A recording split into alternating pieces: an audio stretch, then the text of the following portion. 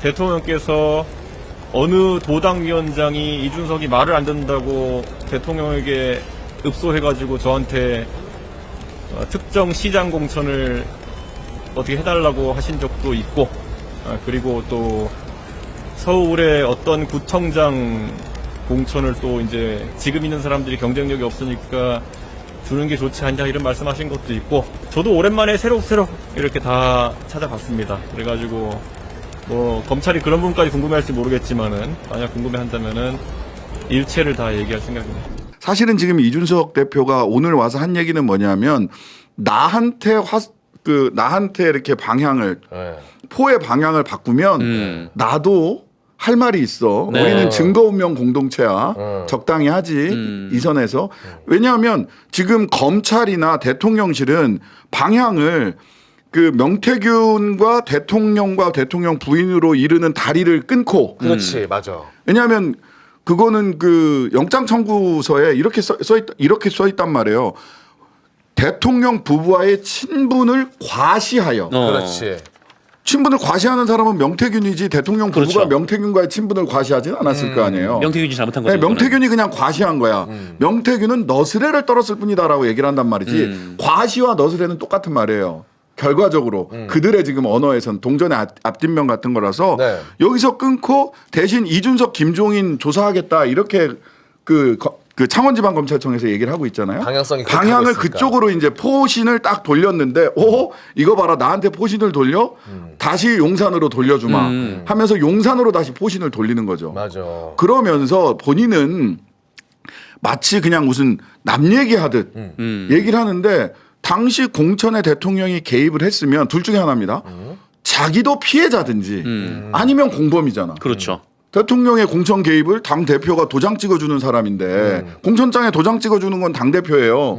도장을 찍을 때 그러면 억지로 손을 끄집어다 대가 야 이준석 네가 찍어 이렇게 한 게 아니잖아요. 그렇죠. 그러면 전부 다 자기가 공범이 될 수 있는 거란 말이죠. 그럼에도 네. 불구하고 포신을 돌렸어. 어쨌든 포신을 돌려야 되니까 거의 뭐 자폭 모드죠.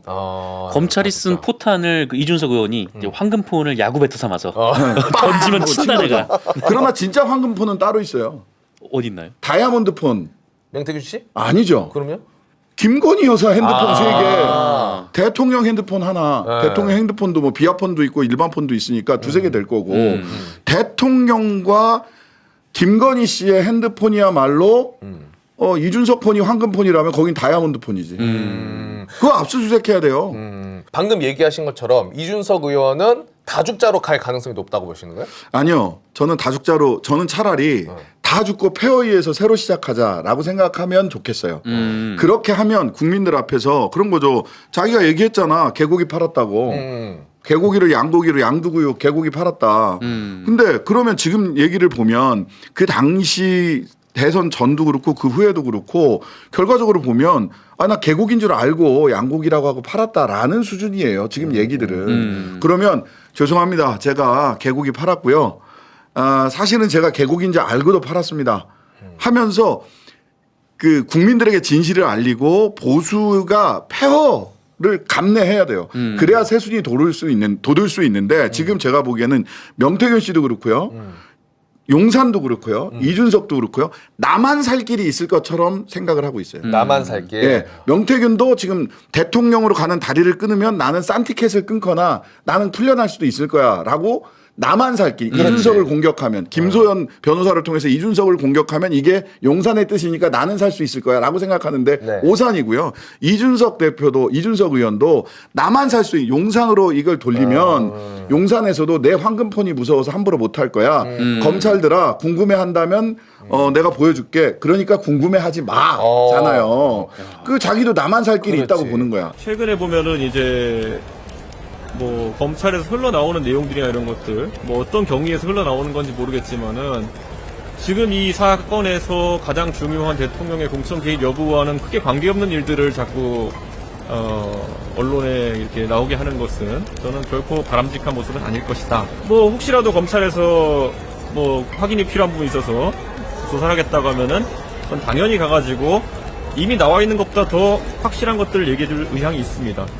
저도 이제 기록을 몇 개 찾아봤는데 뭐 사실 대통령께서 공천 시기에 저에게 활발하게 소통하신 기록도 다 확인해봤습니다. 어떤 것들인지 제가 참 옛날 생각나면서 참 웃겨서 말도 안 나오는 것들도 많이 봤고요.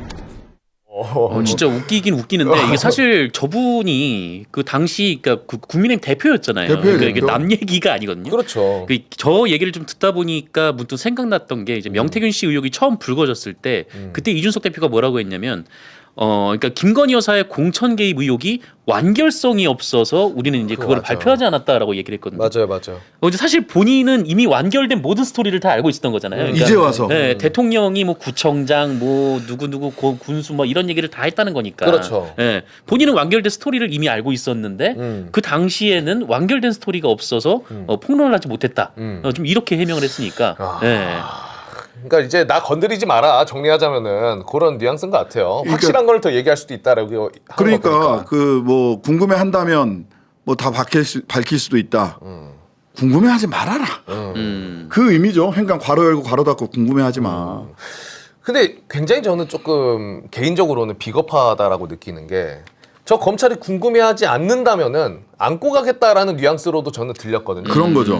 그게 그런 굉장히 거죠. 비겁하다고 느껴졌어요. 왜냐하면 지금 전 국민이 이 사건에 대해서 궁금해하고 지금 저거를 책임적인 모습으로 그냥 본인이 밝혀야 된다고 저는 생각을 하는데. 당연합니다. 네. 그게 국회의원으로서 그리고 정치인으로서 저는 기본이라고 생각을 해요. 진실을 있는 그대로 밝히고 지금 여기까지 왔으면 실제로 지난 대선에서부터 지방선거 총선에 이르는 과정에서 저는 그때부터 처음부터 딱 뉴스토마토 나왔을 때부터 두 사람이 진실을 밝혀야 된다. 그리고 국민 앞에 제가 이렇게 됐습니다. 이런 일이 있었습니다. 용서해 주시면 앞으로 계속 정치를 하고 그렇지, 맞아. 용서해 주십시오라고 얘기를 해야 될 사람이 두 사람이에요. 두 사람. 예, 이준석과 한동훈입니다. 아. 왜냐하면 보세요. 대선과 지방선거까지는 당대표가 누구냐? 이준석이에요. 그렇죠. 이준석 의원이고 그 다음에 총선은 비대위원장 당대표가 누구냐? 한동훈이죠. 한동훈이에요. 그러면 대통령실에서 공천 개입을 했다면 둘 중에 하나예요. 둘 다 공천 개입의 피해자거나 제가 대통령의 서슬이 너무 무서워서 저 검찰 캐비넷이 무서워서 이렇게 할 수밖에 없어요. 내가 진짜 손에 끌어 잡혀서 내가 찍은 건 아니지만 결과적으로는 그런 것 때문에 거의 손에 끌어 잡혀 손이 땡겨져서 억지로 공천장에 도장을 찍은 것과 비슷한 그런 상황이었습니다. 죄송합니다. 맞서 싸우지 못했습니다. 하지만 페어에서 다시 시작하겠습니다.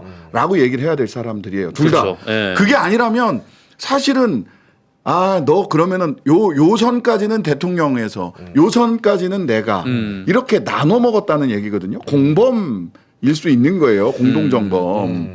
그러면은 둘 중에 하나이기 때문에 본인이 정확하게 한동훈, 이준석 두 사람은 정확하게 사실관계를 밝히고 국민들 앞에서 고백하고 사죄 드리고 다시 할 수 있는 기회를 주십시오. 라고 얘기를 해야 그나마 이 사태에서 살아남을 수 있어요. 저도 매우 공감합니다, 진짜.